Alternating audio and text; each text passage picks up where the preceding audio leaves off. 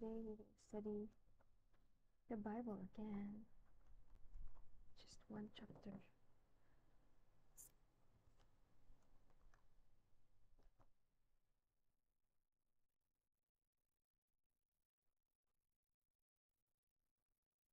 Prayer before study. True source of light and wisdom, creator of all things, true source of light and wisdom, lofty origin of all beings. Graciously let a ray of your brilliance penetrate into the darkness of my understanding, and take from me the double darkness in which I have been born, an obscurity of both sin and ignorance. Give me the sharp sense of understanding, a retentive memory, and the ability to grasp things correctly and fundamentally. Grant me the talent of being exact in my explanations, the ability to express myself with thoroughness and charm.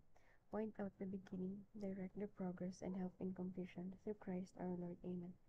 Saint Thomas Aquinas, ora pro nobis. Amen. Mama Mary, ora pro nobis. Amen. Saint Expeditius, ora pro nobis. Amen. Saint Jude Tadeus, ora pro nobis. Amen. Saint Epiphanius of the Child Jesus, ora pro nobis. Amen. Saint Rita of Cassia, ora pro nobis. Amen. Saint Monica, ora pro nobis. Amen. Saint Joseph of Cupertino, ora pro nobis. Amen. Saint Padre Pio of Pietrelcina, ora pro nobis. Amen. Saint Clare of Assisi, ora pro nobis. Amen. Saint Teresa of Avila, ora pro nobis. Amen. Saint Rose of Lima, ora pro nobis. Amen. Saint Carlo Acutis, ora pro nobis. Amen. Saint Faustina of Kowalska, ora pro nobis. Amen. Saint Eduardo Confessor, pro nobis. Amen. Gloria Patri, Filii, Spiritui Sancto, sicut erat in principio, et nunc et semper et in saecula saeculorum. Amen.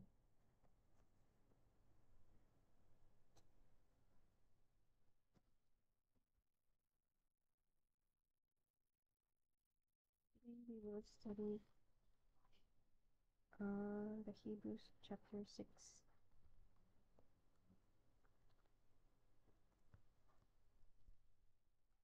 The Hebrews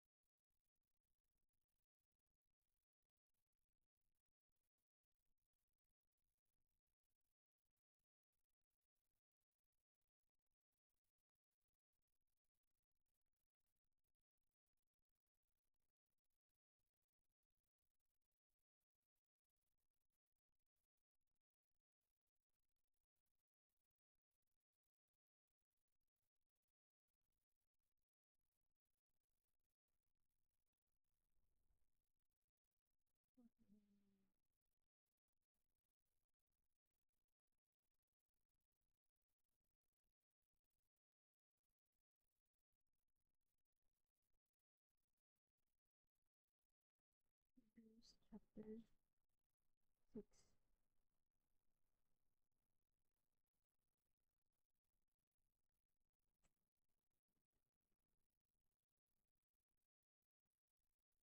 Let us go forward then to mature teaching and leave behind us the first lessons of the Christian message.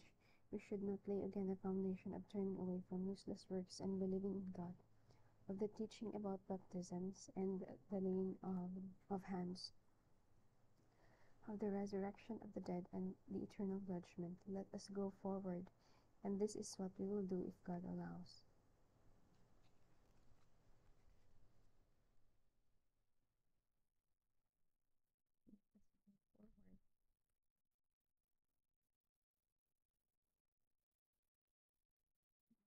Go forward.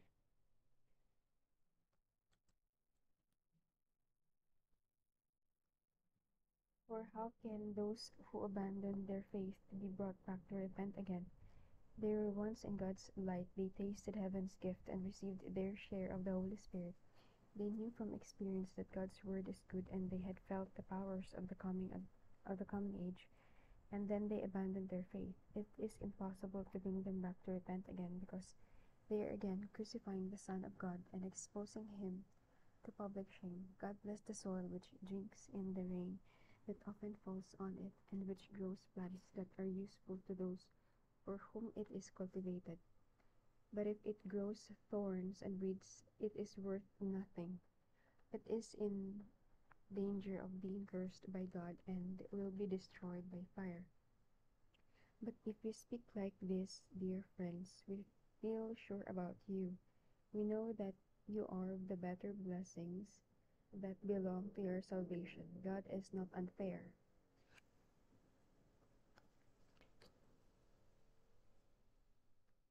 God is not unfair. He will not forget the work you did or love you showed for Him in the help you gave and are still giving to your fellow Christians.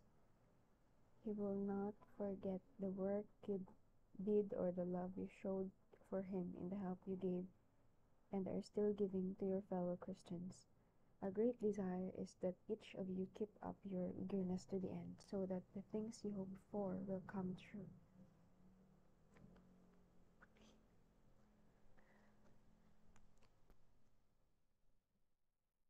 Our great desire is that each of you keep your eagerness to the end, so that the things you hope for will come true.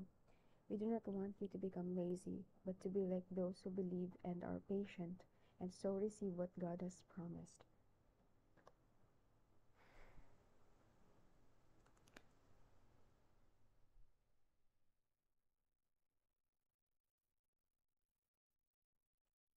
God's sure promise.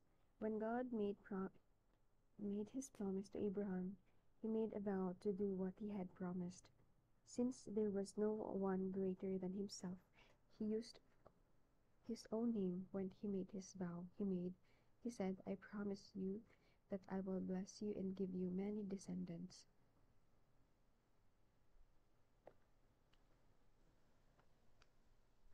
I promise you that I will bless you and give you many descendants. Abraham was patient, and so he received what God had promised.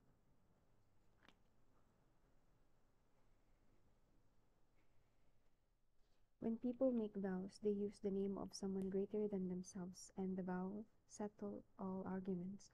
To those who were to receive what he promised, God wanted to make it very clear, and that he would never change his purpose. So he added his vow to the promise.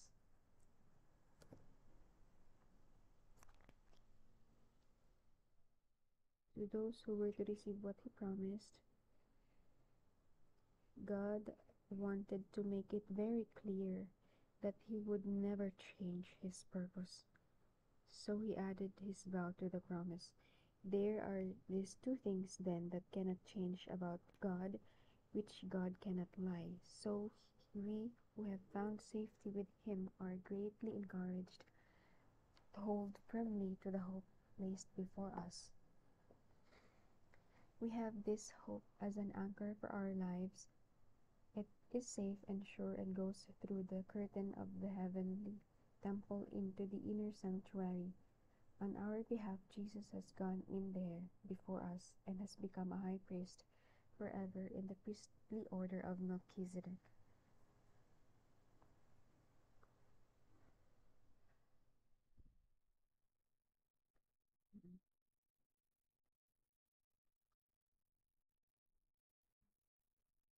So we have found safety with him. So we who have found safety with him are greatly encouraged to hold firmly to the hope placed before us.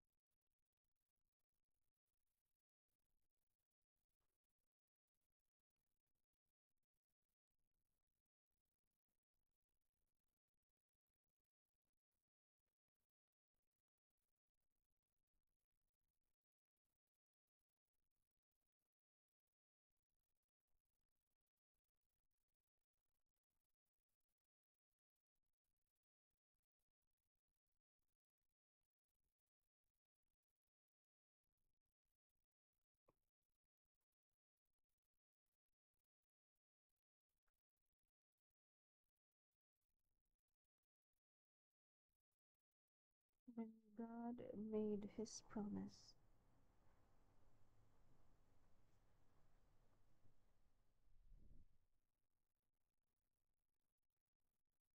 Abraham made a vow to do what he had promised.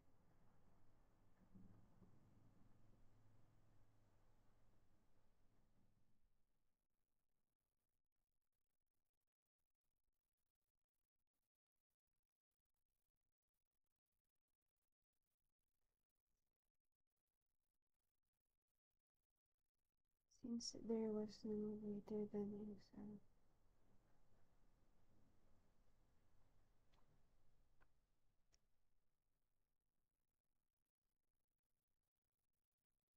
there was no one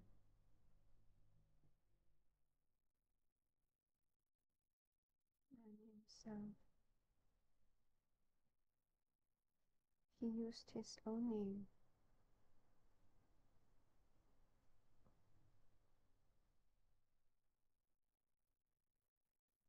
when he made his vow.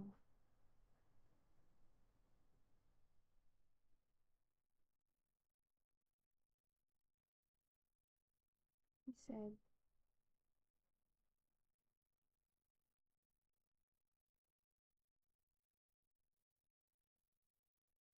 I promise you that I will bless you and give you many descendants.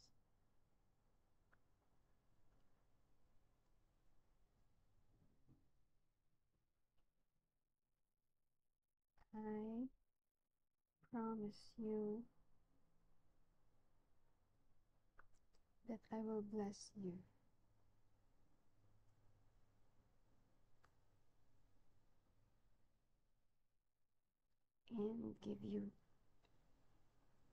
and give you many descendants.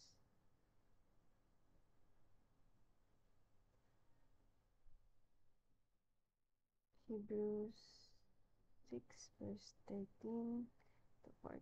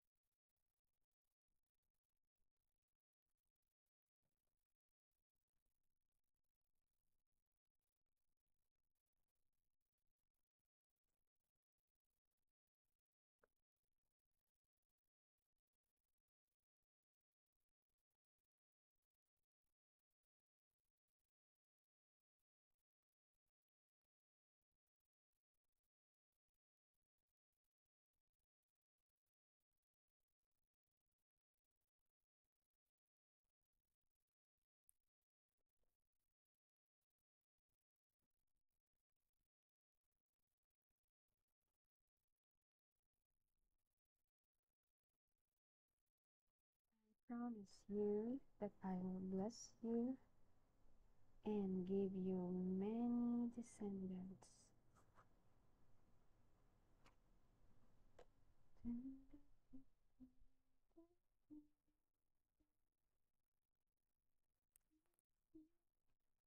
What did I learn? How can I apply it?